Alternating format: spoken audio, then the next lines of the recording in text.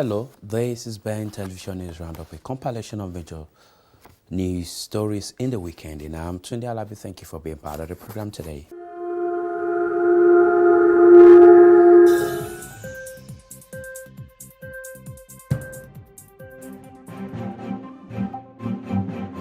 Hope the Prime Minister won't mind if she answers some questions today from the public. Give it a try. Give it a try. You never know. I start, Mr. Speaker, with Christopher, who wrote to me this week. And he says, in the last 5 years, my husband has had only a 1% increase in his wages. The cost of living has risen each year. We now have at least 15% less buying power than them. So where is Christopher and his husband's share in the stronger economy? Minister. Thank you, Mr. Speaker. Can I first of all join the right honourable gentleman in commending those colleagues who are leaving the House for the service that they have shown to their constituents and to Parliament over the years. Can I also say a huge thank you to the staff of the House of Commons and of Parliament who support us in the work that we do here in this chamber and elsewhere. I will come on to the point about, I note, by the way, that the right honourable gentleman didn't take the opportunity to stand up and show how he would actually stand up for the defence of our country. Once again, he missed that opportunity. I note what the right honourable gentleman is saying about wages increasing. I see today that he is talking about paying for extra wage increases in the National Health Service. I think we should, first of all, recognise, actually, that for people working in the National Health Service, around half of those staff, because of progression and basic pay increases, will actually see, on average, a pay increase of 4% in their total. What we know, and what I can say to Christopher, is that he will have a choice at the next election. A choice between the strong and stable leadership of the Conservatives, which will secure our economy for the future, and a Labour Party which would crash our economy, which would mean less money for public services, and the ordinary working families would pay the price. Jeremy Corbyn! Mr. Speaker, isn't the truth that many people are being held back by this government that has slashed taxes for the rich and held back or cut the pay of dedicated public servants? Mr. Speaker, Andy, a parent, is concerned about how his children are being held back. He asks why, despite the fact they've worked consistently since leaving school, all three of my children, who are now in their mid-20s, cannot afford to move out of the family home. Isn't this a crisis that many people are facing all over the country? Don't we need a housing strategy that deals with it? Well, first of all, let's look and see what happened under a Labour government for housing. I'll come on to that. Under the last Labour government, house building starts fell by 45%. Under the last Labour government, homes purchased in England fell by 40%. And the number of social rented homes under a Labour government fell by 420,000. Under the Conservatives, we've seen more than twice as much council housing being built than under the last Labour government. That's a record of a Conservative government delivering on housing, delivering for ordinary working families. Mr. Speaker, the last Labour government delivered a decent home standard for every council home in the whole of the country. And it's something we are very proud of. Very proud of, indeed, of that achievement. And her government, house building has fallen to the lowest level since the 1920s. More people homeless, more people on waiting lists, more people overcrowded, more people unable to pay the rent. That is the record of the Tory government. And Mr. Speaker, our children are being held back by Conservative cuts. Laura, a young primary school teacher, wrote to me this week saying, I'm seeing a decrease each year in available cash to provide a quality education to the children in my class, and an increase in reliance upon our Parent Teachers Association. So is the Prime Minister still denying the fact that funding for each pupil is still being cut? Minister! What I would say to Laura is that we said we will protect school budgets, and we have. We have seen record levels of funding going into schools in this country. But at the election on the 8th of June, people are going to have a very clear choice. They will have a choice between a Conservative government that has delivered 1.8 million more good and outstanding school places for children across this country, a Conservative government that believes in parents having choice in a range of schools, providing the education that is right for every child and a good school place for every child, and a Labour Party, the right honourable gentleman, who believes in a one-size-fits-all, take everybody down to the lowest common denominator, take it or leave it. We believe in encouraging aspiration and helping people to get on in their lives. Mr. Speaker, Labour isn't slashing school budgets. Labour isn't putting money into pet projects. We want every child to have a decent chance in a decent school. We don't want an education system that relies on begging letters from the schools in order to maintain employment and books in the classroom. Many people feel, Mr. Speaker, the system is rigged against them. Maureen wrote to me this week. If I was you, I'd listen to what Maureen has to say. I really would, because she writes, and she writes with a heavy heart. We have been treated disgustingly. Most of us women born in the 1950s will not be receiving our pension until we are 66, with no notification of this drastic change. We've worked for 45 years and have accrued more than enough to be paid our pension. People want what is rightfully theirs. Maureen asks, what can be done to help the WASPy women? Prime Minister. What I would say to the issue that Maureen has raised is that the government has taken steps to help these women.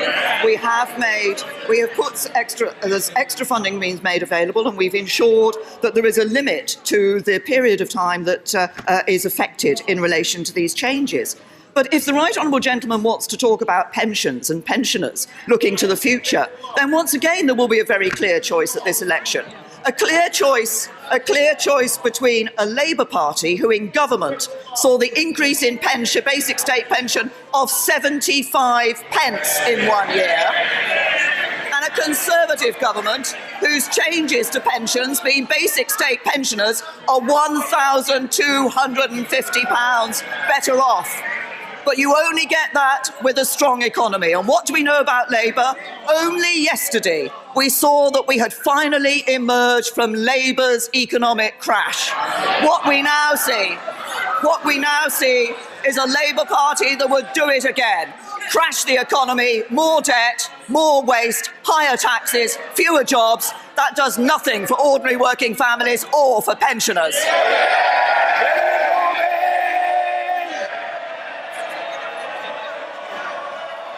Mr. Speaker, millions of WASPy women will have heard that answer, as have the other questions that I've put not been answered today. I simply say this: Labour will guarantee the triple lock.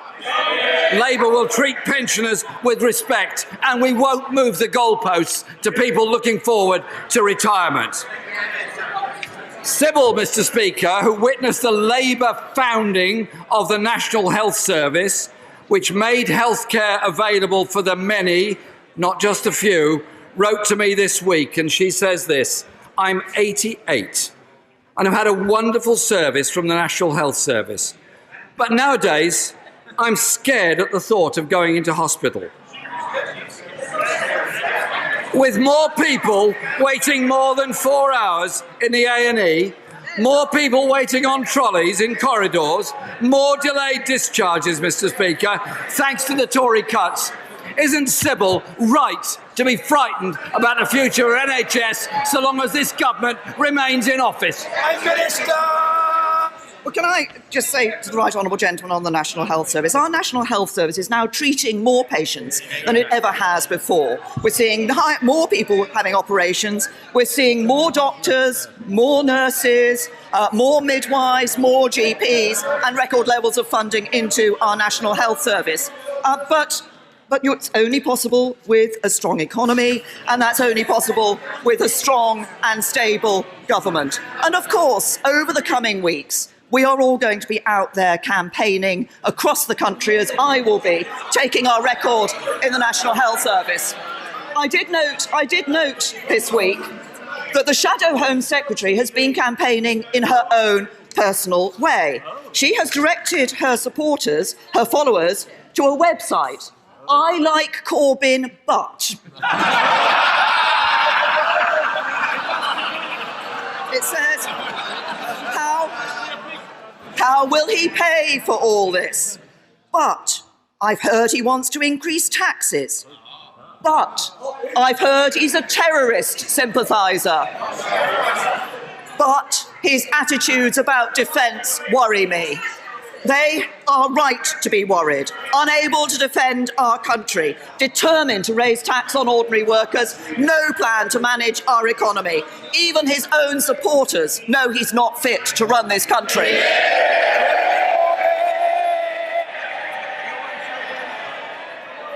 Mr. Speaker, my question was about the National Health Service and Sybil's concerns. The NHS hasn't got... It's all right. The NHS has not got the money it needs. The Prime Minister knows that. She knows waiting times and waiting lists are up. She knows there's a crisis in almost every A&E department. Maybe she could go to a hospital and allow the staff to ask her a few questions. Mr. Speaker, strong leadership is about standing up for the many, not the few. But when it comes to the Prime Minister and the Conservatives, they only look after the richest, not the rest.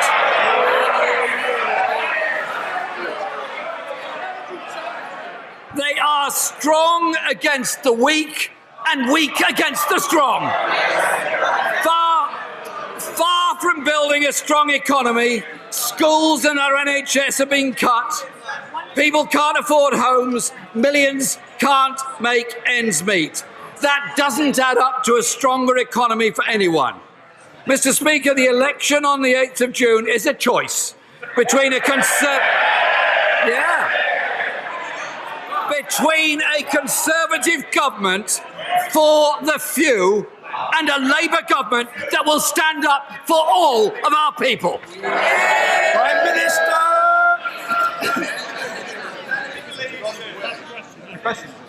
If the right honourable gentleman wants to talk about the NHS, perhaps he should talk about Labour's custodianship of the NHS in Wales. There is somewhere where the NHS has been cut. It's in Wales under the Labour Party. But the right honourable gentleman is right. In something over 6 weeks, we will be back at these dispatch boxes again. And the only question is, where will we be standing? Who will be Prime Minister of this great country? And he says the choice is clear. And the choice is clear. Every vote for him is a vote for a chaotic Brexit. Every vote for me is a vote to strengthen our hand in negotiating the best deal for Britain. Every vote for him is a vote to weaken our economy. Every vote for me is a vote for a strong economy with the benefits felt by everyone across the country. And every vote for him is a vote for a coalition of chaos. A weak leader propped up by the Liberal Democrats and the Scottish Nationalists. Every vote for me is a vote for strong and stable leadership in the national interest, building a stronger and more secure future for this country.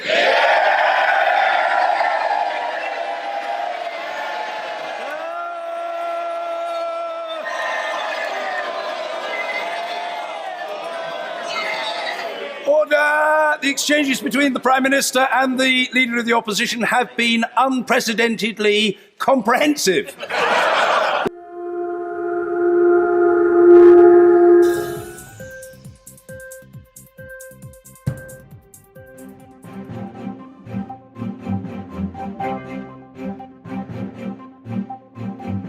I tell you that history because on the back end now of my presidency, now that it's completed, I'm spending a lot of time thinking about what is the most important thing I can do for my next job. And what I'm convinced of is that although there are all kinds of issues that I care about and all kinds of issues that I intend to work on, the single most important thing I can do is to help in any way I can prepare the next generation of leadership to take up the baton and to take their own crack at changing the world. Because the one thing that I'm absolutely convinced of is that, yes, we confront a whole range of challenges, from economic inequality and lack of opportunity to a criminal justice system that too often is skewed in ways that are unproductive, to climate change, to issues related to violence. All those problems are serious, they're daunting, but they're not insoluble.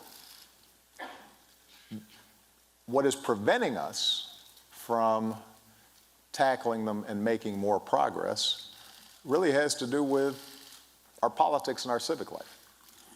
It has to do with the fact that because of things like political gerrymandering, our parties have moved further and further apart, and it's harder and harder to find common ground. Because of money in politics, special interests dominate the debates in Washington in ways that don't match up with what the broad majority of Americans feel.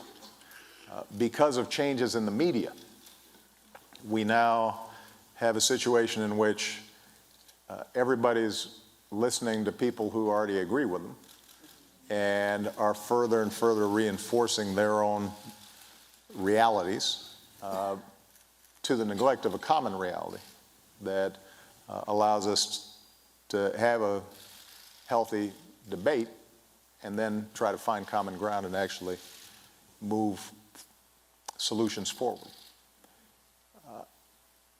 And so, when I said in 2004 that there were no red states or blue states, they're the United States of America, that was an aspirational